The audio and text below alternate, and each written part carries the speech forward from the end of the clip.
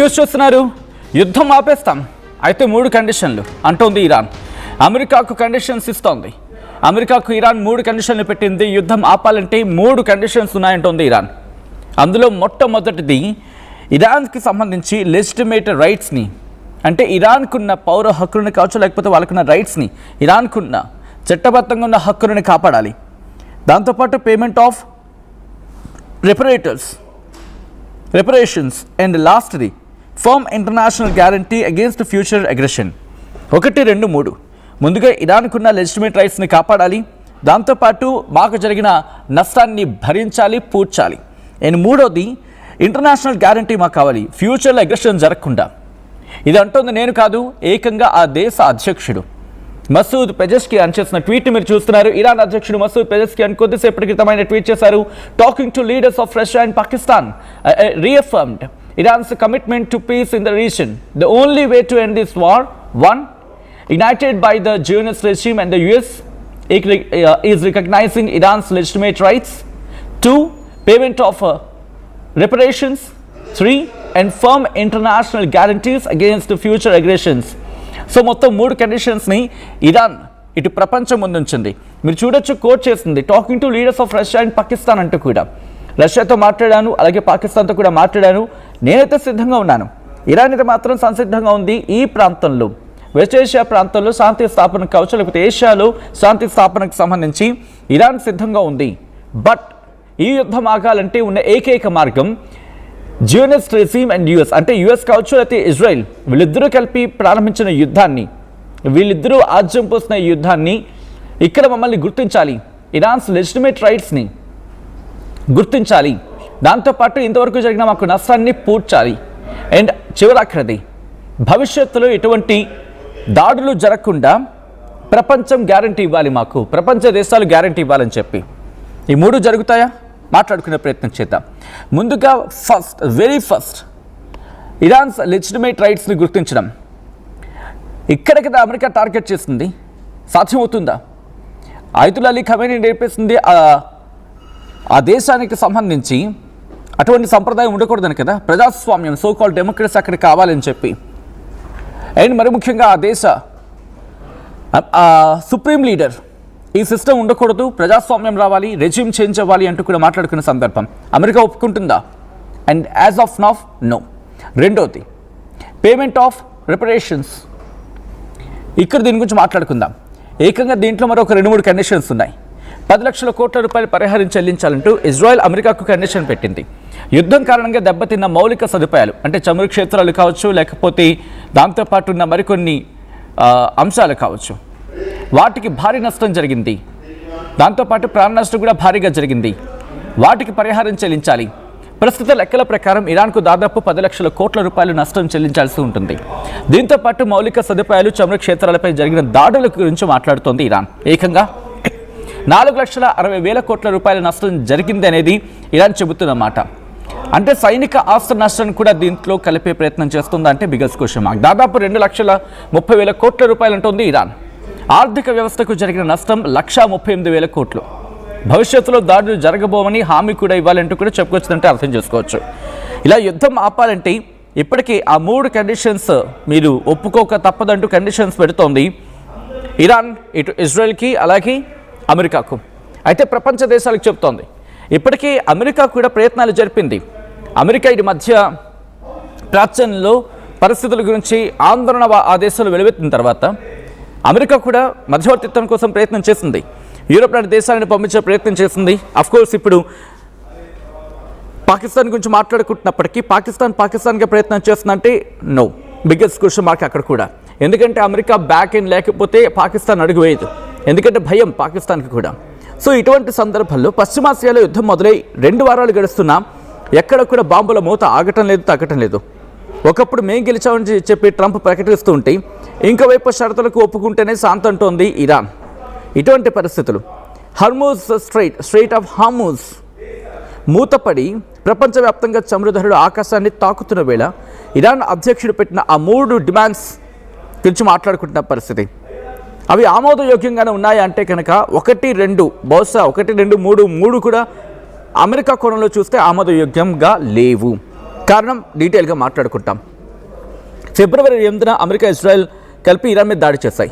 దీంట్లో 1200 మంది ప్రాణాలు కోల్పోయారు అండ్ 10,000 మందికి పైగా గాయాలయ్యాయి.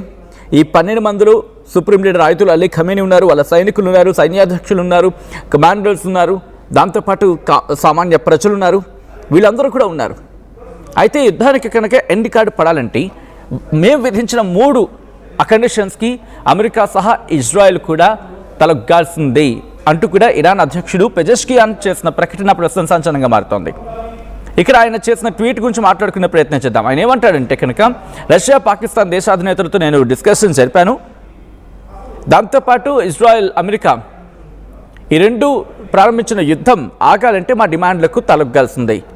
ఒకటేంటి, అంతర్జాతీయ వేదికలపై ఇరాన్ సార్వభౌమాధికారాన్ని, దానికి ఉన్న చట్టబద్ధమైన హక్కులను గుర్తించాలి. రెండోది, ఈ 13 రోజుల 14 రోజుల్లో జరిగిన నష్టానికి భారీగా నష్టపరిహారం చెల్లించాలి. ఇక ఆఖరిది, భవిష్యత్తులో మాపై ఎటువంటి దాడులు జరగవని చెప్పి అంతర్జాతీయ సమాజం మాకు హామీ ఇవ్వాలి అనేది ఆయన చెప్పిన మాట. మరి ప్రపంచ ఆర్థిక వ్యవస్థ పరిస్థితి ఏంటి? ఎందుకు ఈ ప్రెషర్ వస్తోంది? ఎందుకంటే ఇటు అమెరికా మీద ప్రెషర్ పడుతోంది, ఇజ్రాయెల్లో కూడా ప్రజల నుంచి నిరసన వ్యక్తం అవుతోంది.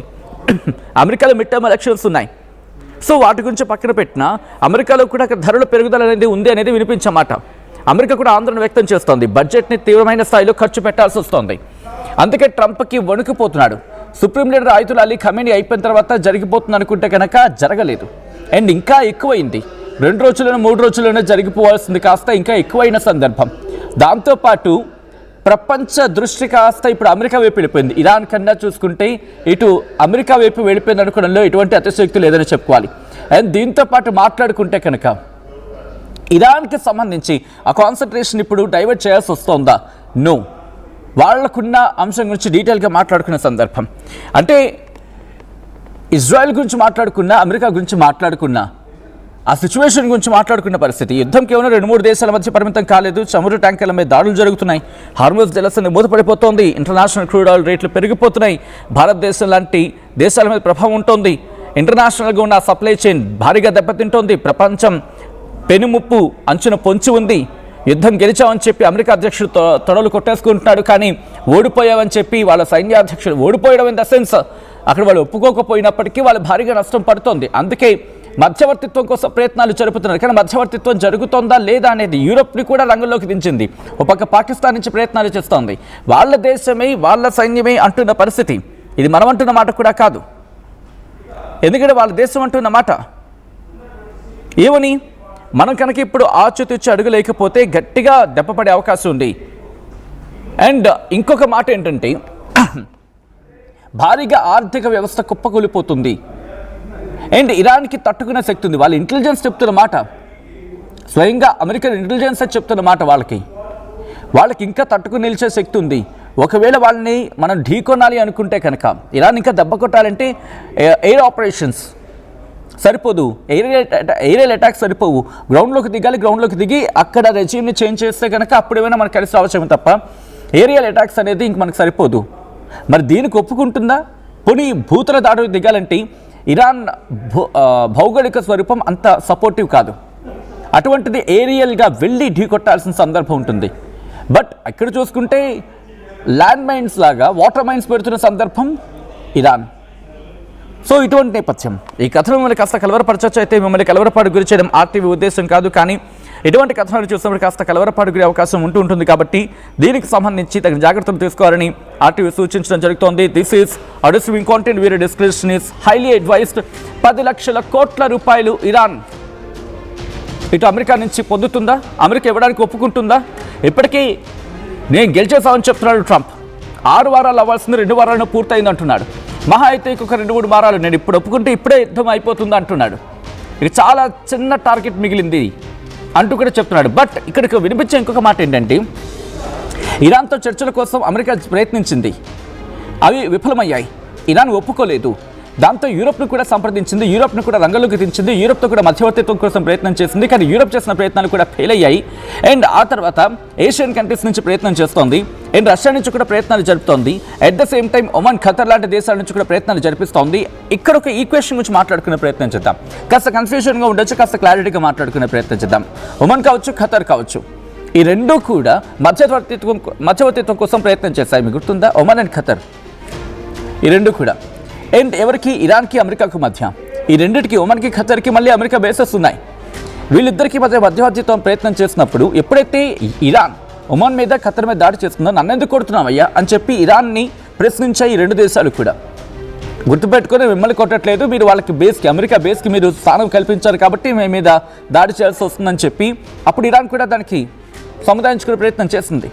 కానీ దాడులు మాత్రం కంటిన్యూ అవుతున్నాయి. కానీ ఇక్కడ వీళ్ళంటున్న మాట ఏంటి? భవిష్యత్తులో అటువంటి దాడులు జరగకూడదు అండ్ మమ్మల్ని గుర్తించాలి. ఇది ప్రపంచం గ్యారంటీ ఇస్తుందా? ఎవరిస్తారు గ్యారంటీ? ఏ దేశం ఇస్తుంది గ్యారంటీ? ఇంత దాడి జరుగుతుంటే ఒక్క దేశం అక్కడ సపోర్ట్గా నిలిచిన సందర్భం ఉందా ఇరాన్కి? లేదు కదా. ఇక్కడ ఇరాన్ దేశం గురించి మాట్లాడుతున్నాం, అక్కడ రెజ్యూమ్ గురించి కాదు. రెజ్యూమ్ అంటే అయతుల్లా అలీ ఖమేనీ ఏమైనా గొప్పగా చేశాడా? లేదు. ఆయన చేసిన పెంట దాంట్లో ఉంది. మహిళలకు ఇచ్చిన ఆయన గౌరవం బుగ్గిపాలైపోయింది అక్కడ. మహిళలకు ఇరాన్ ప్రభుత్వం, మరీ ముఖ్యంగా అయతుల్లా అలీ ఖమేనీ ఇచ్చిన ఆ మర్యాద మంట కలిసిపోయింది అక్కడ. అందుకే మహిళలు రోడ్డు మీదకి వచ్చారు. వాళ్ళ హిజాబ్ తీసేసి ఒక్కసారిగా వెల్లువ నిరసన. కాబట్టి రెజ్యూమ్కి సపోర్ట్గా ఉన్నారంటే కనుక వినిపించే మాట ఏంటో తెలుసా? ఇది నేనంటున్న మాట కాదు, అమెరికాకు వాళ్ళ ఇంటెలిజెన్స్ ఇస్తున్న ఇన్ఫర్మేషన్.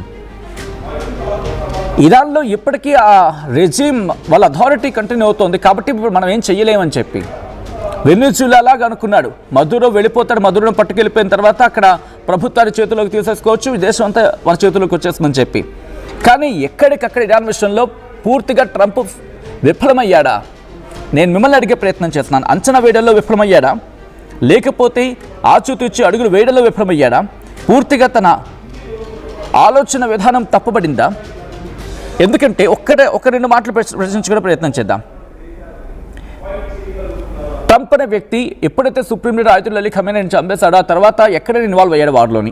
ఇప్పటి వరకు కూడా ఎక్సెప్ట్ నేవీకి సంబంధించి మాట్లాడుకుంటే ఇరాన్ విషయంలో ఇజ్రాయెల్లే దాడులు చేస్తోంది, ఇజ్రాయెల్ చేత దాడులు చేయించడం జరుగుతోంది. అంటే ఇక్కడ కామ్గా ఊరుకుంది. అండ్ యాంటీ మిజైల్ సిస్టమ్ని మాత్రం ప్రపంచ దేశాలకు వాళ్లకున్న అటాకింగ్ జరుగుతుంది అనుకున్న ఆ దేశాలకు మాత్రం ఇచ్చింది. థాడ్ లాంటివి ఇచ్చింది, దాంతోపాటు కొన్ని మిజైల్స్ ఇచ్చింది. ఇవ్వాల్సిన పరిస్థితి, ఎందుకంటే వాళ్ళ ఎయిర్ బేస్ ఉన్న వాళ్ళ మిలిటరీ బేసెస్ ఉన్నాయి కాబట్టి. అండ్ ఇటువంటి తరుణంలో ఇంత భారీ ఆస్తి నష్టం జరుగుతుంటే, ప్రాణ నష్టం జరుగుతూ ఉంటే, ప్రపంచ దేశాల నుంచి ప్రజలు వస్తూ ఉంటే, ఈ విధ్వంసం ప్రపంచ దేశాలకు పాకుడుతూ ఉంటే అమెరికా కాళ్ల బేరానికి వచ్చే అవకాశం ఉందా? లేకపోతే ఇరాన్ని కాళ్ల బేరానికి తెచ్చే ప్రయత్నం చేస్తుందా? లేకపోతే వీళ్ళిద్దరూ ఎవరికెవరు తగ్గేదరినట్టుగా ఈ యుద్ధాన్ని కంటిన్యూ చేస్తారా? మీరేమనుకుంటున్నారు? కమెంట్ చేసే ప్రయత్నం చేయండి. ఈ కథనం మిమ్మల్ని కాస్త కలవరపరచొచ్చు. అయితే మిమ్మల్ని కలవరపాటు గురి చేయడం ఆర్టీవీ ఉద్దేశం కాదు. కానీ ఇటువంటి కథనాలు చూసినప్పుడు కాస్త కలవరపాటు గురి అవకాశం ఉంటుంది కాబట్టి దీనికి సంబంధించి తగిన జాగ్రత్తలు తీసుకోవాలని ఆర్టీవీ సూచించడం జరుగుతుంది. This is disturbing content. Viewer discretion is highly advised. ఒకసారి దృశ్యాలు చూద్దాం తాజాగా జరుగుతున్న దాడులకు సంబంధించి.